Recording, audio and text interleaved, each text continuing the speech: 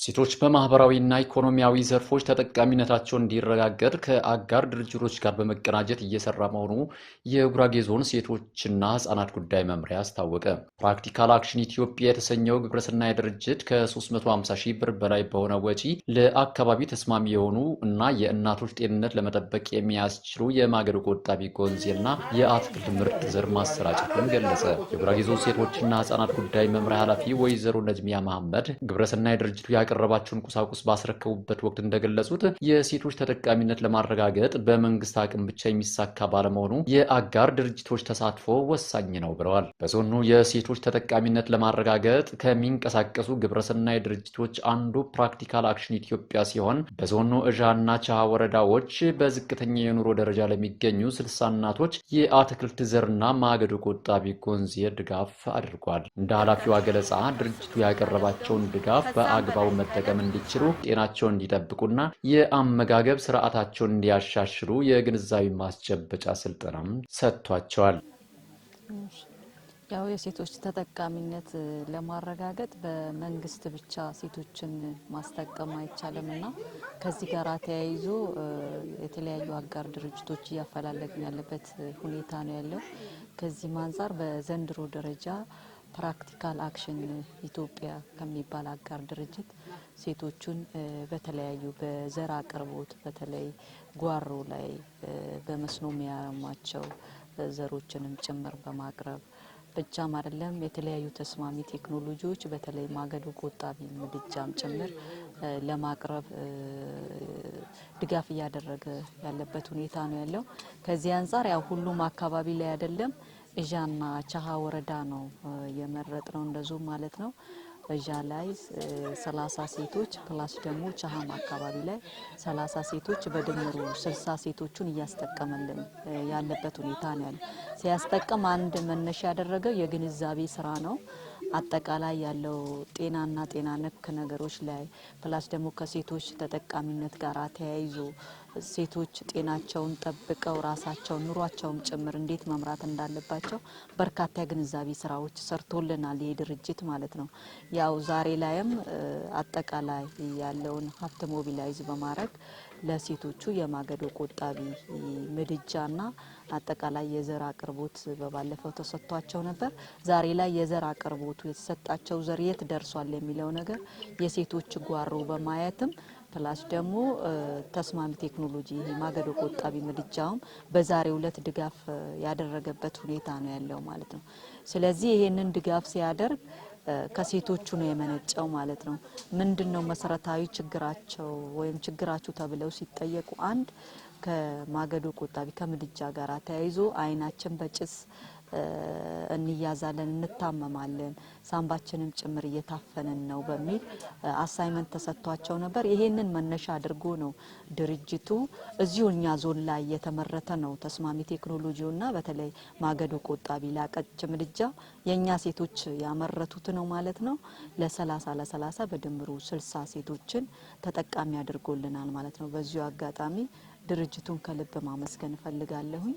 ይህ ድርጅት ብቻ ሳይሆን ሌሎቹም ድርጅቶች ይህንን መነሻ አድርገው በዚህ አይተው ሴቶቹን እንዲያስጠቀሙ እኛም ሰፊ ስራዎችን እንሰራለን ብዬ አስባለሁ። የመምሪያው ምክትልና የሴቶች ዘርፍ ኃላፊ ወይዘሮ አጸደ ሳህሌ በበኩላቸው የሴቶች ኢኮኖሚያዊ ተጠቃሚነት ለማረጋገጥ በሴቶች ልማት ህብረት በማደራጀት በተለያዩ የስራ ዘርፎች እንዲሰማሩ ተደርጓል። ለዚህም የቁጠባ ባህላቸው ይበልጥ እንዲጠናከር ከማድረግ በተጨማሪ የብድር አገልግሎትና መሬት ይመቻችላቸዋል። በዚህም የገቢ አቅማቸው በማሳደግ የተሻለ ኑሮ እንዲኖሩ አስችሏቸዋል ያሉት ኃላፊዋ የሴቶች ልማት ህብረት ተሞክሮ ለማስፋት በትኩረት እየተሰራ መሆኑን አስረድተዋል። እንደ ኃላፊዋ ገለጻ መምሪያው ከውሃ ማዕድንና ኤነርጂ እና ከአጋር ድርጅቶች ጋር በመተባበር የሶላርና የማገዶ ቆጣቢ ምድጃ ቴክኖሎጂ እንዲጠቀሙ ይደረጋል። በመሆኑም ፕራክቲካል አክሽን ኢትዮጵያ የተሰኘው ግብረሰናይ ድርጅት ለተመረጡ ሴቶች የአይናቸውን ደህንነት መጠበቅ የሚያስችላቸው ማገዶ ቆጣቢ ጎንዜና የተመጣጠነ ምግብ ማግኘት እንዲችሉ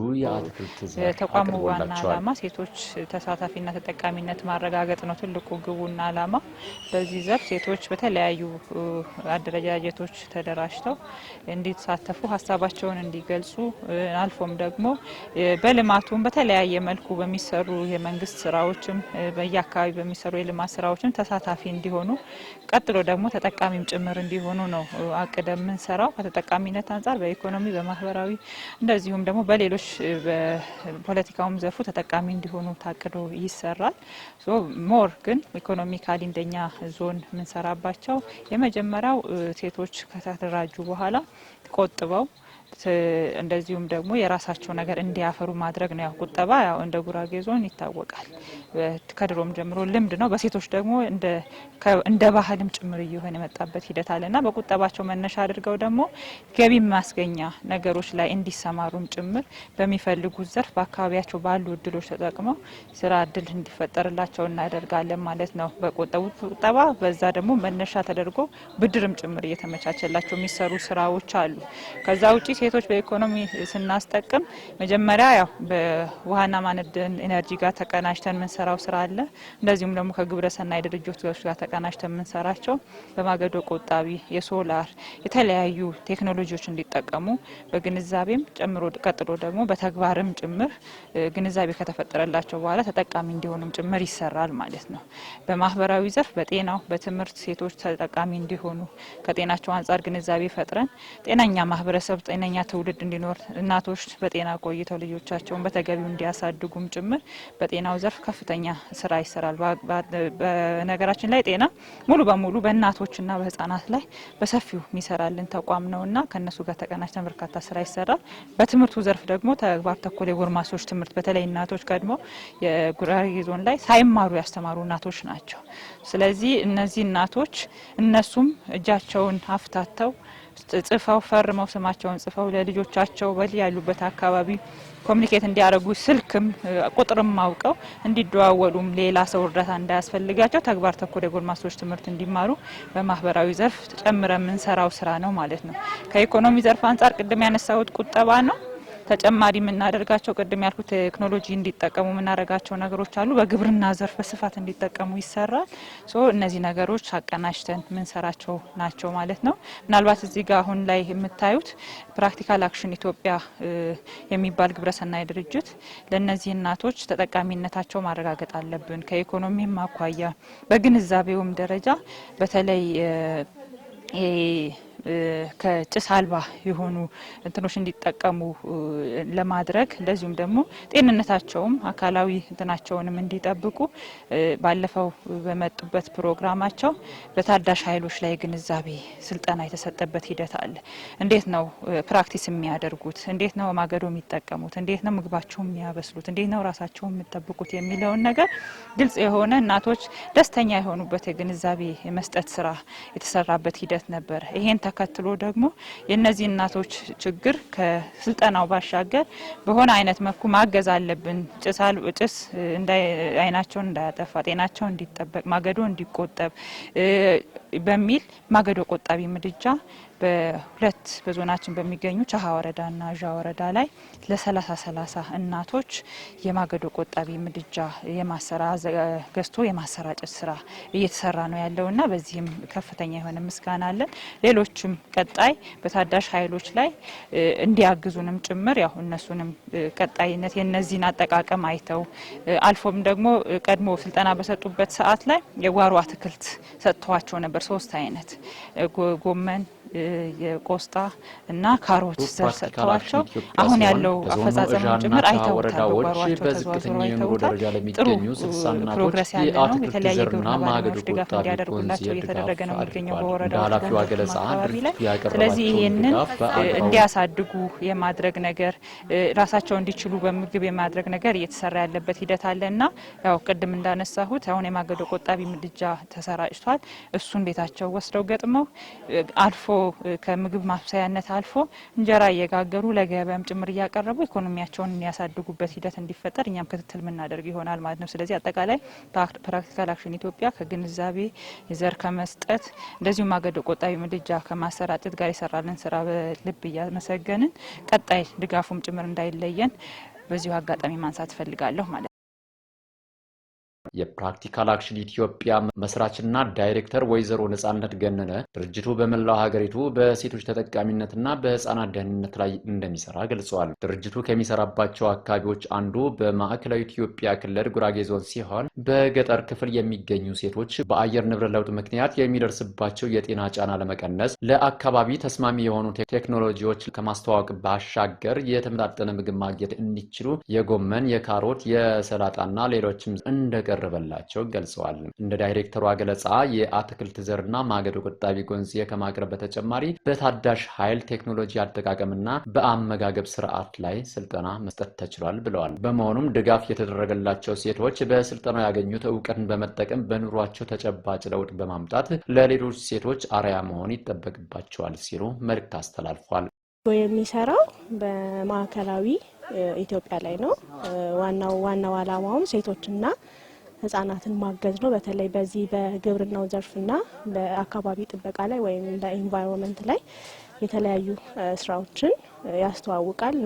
አሁን ከዚህ ከክላይሜት ኢምፓክት ጋር ተያይዞ ያሉ ችግሮችን ለመቀነስ በተለይም ሴቶች በዚህ በአሁን ዓለማችን ላይ እየተጋፈጠ ያለውን የዚህ የክላይሜት ኢምፓክት ችግርን ተጋላጮች በመሆናቸው እሱን ለመቀነስና አትሊስት ያንን አዳፕቴሽን ፈጥረው ሬዚሊየንት የሆነ ወይም ያንን የመቋቋም ኃይል እንዲኖራቸው እነሱን ስልጠናዎችና የተለያዩ ደግሞ የቁሳቁስ አቅርቦቶችን በማድረግ ያግዛል። በዚህ በአሁን በማዕከላዊ ኢትዮጵያም ደግሞ ያሉ እናቶችን፣ ሴቶችን፣ ወጣቶችን ከዚህ ከታዳሽ ኃይል ጋር ተያይዞ ስልጠናዎችን ሰጥተናቸዋል። ያም ደግሞ ከምን አንግል ነው?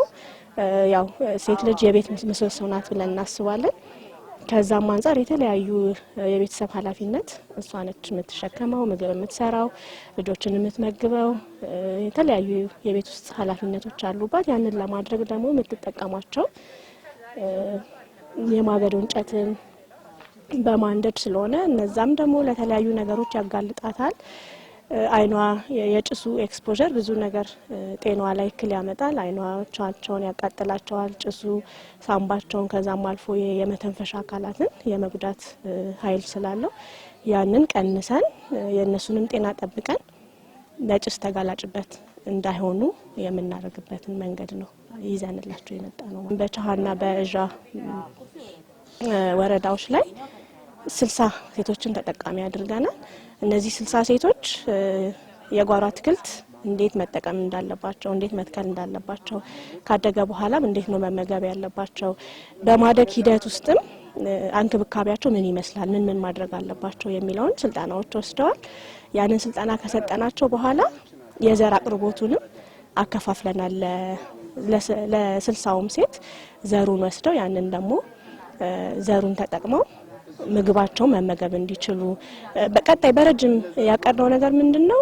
ከምግባቸው ካለፈ በኋላ ደግሞ ለገበያ ማቅረብ ችለው ለራሳቸው የገቢ ምንጭ እንዲኖራቸውና ያንን እየሸጡ ከቤታቸው በልተው የተረፋቸውን ደግሞ ሸጠው ለቤተሰቡ የገቢ ምንጭ በመሆን ራሳቸውን የሚችሉበት ራሳቸው ላይ ውሳኔ ሰጪ መሆን እንዲችሉ የገቢ ማመንጨት ሂደት ውስጥ እንዲሄዱ በማሰብ ነው ያንን ያደረግነው። ግን በዋናኝነት ትኩረት ያደረግነው ልጆቻቸውን የተመጣጠነ ምግብ እንዲያበሉ ራሳቸውም የተመጣጠነ ምግብ ተመግበው ጤናቸውን እንዲጠብቁ ነው። ከዚሁ ጋርም ተያይዞ የኃይል ምድጃ አሰተናቸዋል። ያ ደግሞ ማገዶ ቆጣቢ ነው። ቅድም እንዳልነው ያ ማገዶ ቆጣቢው ከጤናቸውም ጥሩ የሆነ ፖዚቲቭ ኢምፓክት አለው። ምክንያቱም ጤናቸውን መጠበቅ ይችላሉ፣ ከጭስ አይጋለጡም። ስለዚህ ያን ታሳቢ አድርገን የሰጠናቸው ጎንዜ የሚባል የኃይል ቆጣቢ ምድጃ ነው። በዛ ላይ እንደ የአካባቢያቸው እንጀራ መጋገር ይችላሉ፣ ቆጮ መጋገር ይችላሉ። ከዛም ደግሞ በጎንም ተያይዞ የፈለጉትን ነገር ማብሰል ይችላሉ። ያም ደግሞ እንደ ገቢ ምንጭም ሊሆናቸው ይችላል። ምክንያቱም አቅማቸው እየተደራጀ ሲሄድ በደንብ እንጀራም ጋግረውበት መሸጥ ይችላሉ። የተለያዩ ነገሮችን አምባሻም ዳቦም እንደ አካባቢው ያመጋገብ ስርዓት ለነሱ ለገቢ ምንጭ መሆን ይችላል ብለው ያሰቡትን ነገር ጉልበታቸውን ቆጥበው ከጭስ ተቆጥበው ብዙም ማገዶ መጠቀም ሳይኖርባቸው ያንንም ሰርተው መሸጥ እንዲችሉ በማሰብ ለ60ውም ሴቶች የኃይል ቆጣቢውን ወይም ደግሞ ማገዶ ቆጣቢውን ምድጃ ማያይዘን ከዘሩ ጋር ሰተናቸዋል ማለት ወይዘሮ አመቱላ ሺፋና ወይዘሮ ዘህራ ሁሴን በጃ ወረዳ የደባነ ቀበሌ ነዋሪ ሲሆኑ ድርጅቱ ያቀረበላቸው ማገዶ ቆጣቢ ምድጃ የአይናቸውን ጤንነት እንዲጠብቁ እንደሚያስችላቸው ገልጸዋል። ወይዘሮ ወተት አርጋና ወይዘሮ ለዱ ስባኒ በቻ ወረዳ የግራር ቀበሌ ነዋሪ ሲሆኑ ማገዶ ቆጣቢ ጎንዜ ባለመጠቀማቸው ተጎጂ እንደነበሩ ገልጸዋል። ይህንን ችግር ለመቅረፍ ፕራክቲካል አክሽን ኢትዮጵያ ላቀረበላቸው የማገዶ ቆጣቢ ምድጃ የአትክልት ዘር አቅርቦትና የግንዛቤ ማስጨበጫ ስልጠና ድርጅቱን አቅርበዋል። ምክር አትክልት ተሰጥቶናል። ብር ተሰጥቶናል። አሁን ምድጃ ተሰጥቶናል። በጣም ድጋፍ አድርጋችኋል። አመሰግናለሁ። እኔ በበኩሌ ማለት ነው። አቮካዶ ዘርቻለሁ፣ ጥቅልል ጎመን ዘርቻለሁ፣ ቆስታ ዘርቻለሁ። አሁን መብቀል ጀመሩ። ውሃ አፈሳለሁ ጠዋትና ማታ። በቃ ማንከባከብ ጀመርኩኝ። እኔ አጥራጠርኩኝ፣ ማንከባከብ ጀመርኩኝ። እኔ ያው ካሮቱ በደም ተክለ ያለው እየደረሱ ነው። ሲደርሱ በስርዓት በጥምጣጣነ ጊዜ አመጣለሁ፣ እበላለሁ። አሁን እንሳት ንፍን አላረግም። ያው ሸክላ እየመጣን ላይ በሷ ሰርቼ በተመጠነ ጊዜ እበላለሁ። ጊዜ ደስጥልኝ። አመሰግናለሁ።